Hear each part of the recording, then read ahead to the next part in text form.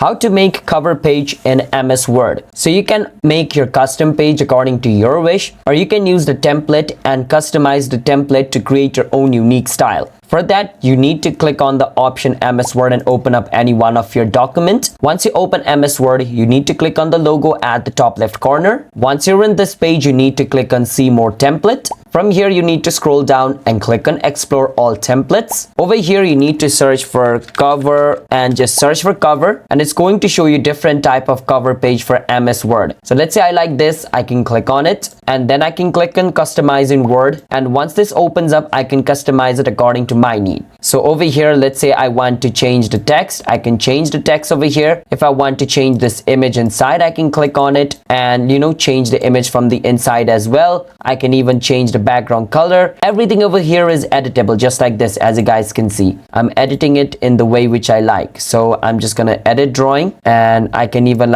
start scribbling or doing anything. And in table of content as well, I can edit anything I want. Okay, so this is the easiest way. Just download a template and edit that template. You can also create one from scratch, but it takes a lot of time, but that's your choice. Whichever one you like, you can use it. Subscribe to our channel for more videos like this.